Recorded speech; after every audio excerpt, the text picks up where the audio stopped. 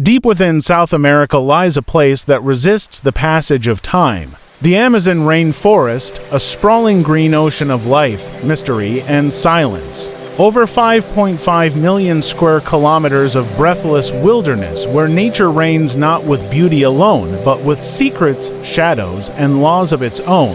Here, the air doesn't just carry moisture, it carries memories. Whispers? Echoes of civilizations that walked long before modern man ever drew maps or flew satellites overhead. The Amazon does not ask for visitors. It absorbs them, and some, it never returns. Many speak of it as Earth's lungs, the great life giver, a treasure trove of biodiversity. But underneath the emerald canopy is a realm far stranger, far darker than postcards and documentaries suggest. This is not just a place. It is an intelligence, a force, a story still being written by hands no one has seen and voices no one has dared to record. Every root, every shadow, every distant call of a howler monkey is a piece of a puzzle far older than any civilization we know. And within it lie riddles, untouched by time, unsolved by science. Long before drones began mapping terrain and digital sensors pierced the veil of fog, stories emerged of entire communities vanishing without trace. Today, satellite images occasionally reveal strange clues, smoke spirals rising from remote clearings, perfectly straight lines in otherwise wild landscapes, oddly cultivated soil. But when search teams move in, machetes slicing through tangled vines, boots sinking into ancient mud, they find nothing. No humans, no sound. Just recently abandoned shelters. Baskets still filled. Cooking fires still warm. But no signs of departure. No footsteps. No struggle. No bones. Anthropologists term these groups uncontacted tribes. But even that term feels outdated. What if they are not uncontacted but unreachable by design? Evidence hints at something deeper. These groups, whoever they are, may possess a method, even a tradition, of deliberate disappearance. Not just evading outsiders, but outwitting modern detection itself. They fade into the trees, leave no heat signature, no sound, like ghosts with a purpose. One theory suggests they use trained animals or the calls of birds as warning systems. Another goes further, that these people know the forest so intimately, they can move with it, vanish into it as though they are part of it. And if so, what are they hiding from? Strange structures have been discovered beneath the canopy. Not temples or statues, but lines vast, geometric, precise. Circles and squares. Grid systems carved invisibly into the forest floor. Discovered only through LiDAR scanning technology that pierces foliage with laser pulses. These ghostly maps suggest lost cities, not villages. Cities, some the size of Manhattan. They lie buried beneath trees centuries old, suggesting they predate European colonization by hundreds, perhaps thousands of years. But no one has found artifacts, no pottery, no burial sites, no hieroglyphs, just perfect geometry and absence. It's as if an entire civilization simply lifted itself out of the soil and vanished.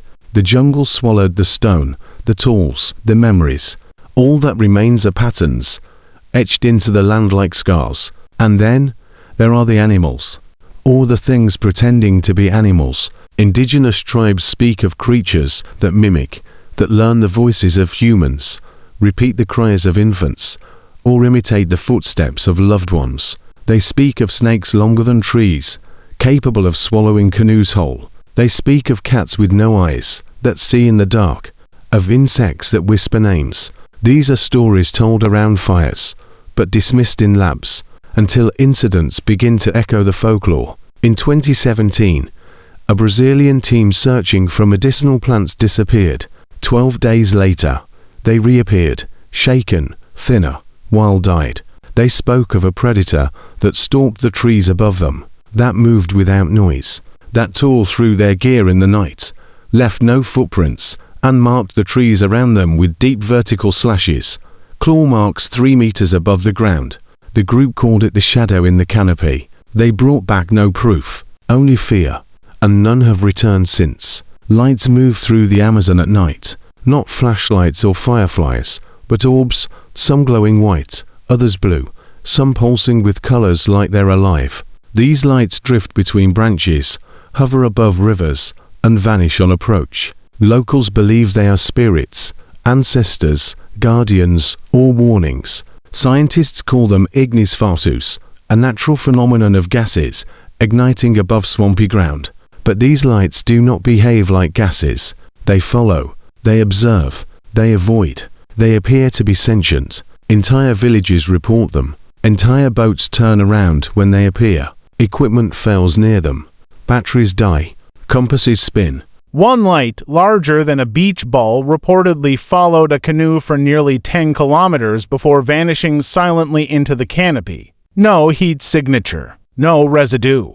No clue? Some claim they are linked to the disappearances. Others say they mark sacred territory. Few dare to investigate. Even more terrifying are the sounds. Recordings made in deep jungle expeditions often capture strange audio phenomena, patterns in frequencies that don't match any known animal. Some sound like clicking, rapid, metallic. Others like whispers, almost language. Played backward, some researchers have claimed to hear words in indigenous dialects, words that mean leave, curse, or hide. Audio engineers say it's pareidolia, the brain making patterns where there are none. But the question remains, why do multiple teams report hearing the same words, the same calls, hundreds of kilometers apart? And then there's the river of boiling water, Timpishka. It lies in Peru, nestled in the Amazon basin, and reaches temperatures so high it can kill any creature that falls in. It's not near any volcanic activity. No known magma chamber explains its heat. When scientists attempted to study its depths, their instruments malfunctioned. Metal corroded. Cables snapped. One geologist reported that the earth near its banks vibrated, not from seismic activity, but as if it was alive. Locals say the river is protected by spirits. Those who mock it fall ill. Those who bathe in it disappear. One elder told researchers the river does not forgive curiosity. Perhaps the greatest enigma of the Amazon is not what is seen, but what is felt. People who spend time deep within its heart report strange changes in perception.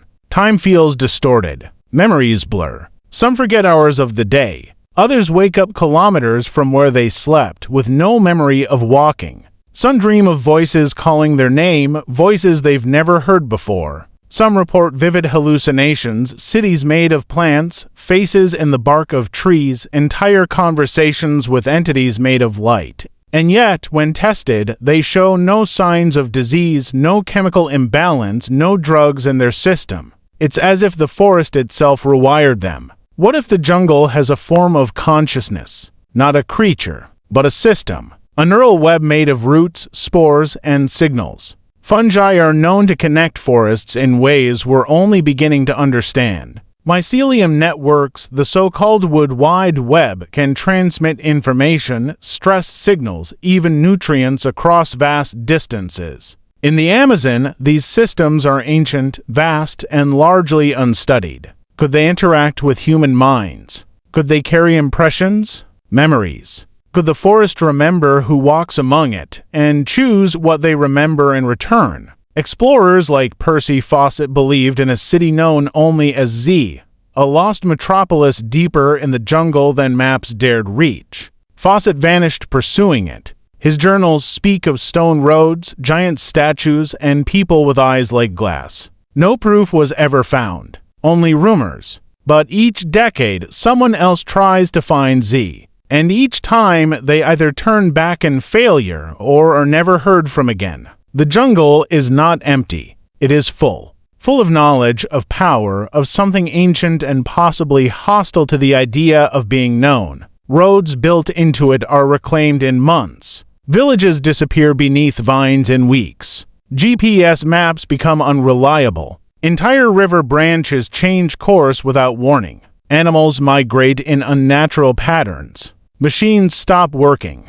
People lose time. There are reports from oil workers of entire work camps waking up to find all their clocks reset to the same hour. All food spoiled. All digital files erased. No security footage. One man reported dreaming of a woman made of vines whispering warnings in a forgotten language. When he described her to a local healer, she said, "She is the mother. You were lucky?" There are hidden valleys where butterflies behave like schools of fish. Places where the sun never reaches the ground. Trees that bleed when cut. Stones that hum when touched. And a silence so complete it bends the air itself. A silence not of peace, but warning. The kind of silence predators use. Despite all the technology, all the mapping, all the science, more than 80% of the Amazon remains unmapped and unexplored. That is not a mistake. That is resistance. A will? The jungle chooses what is seen, what is remembered,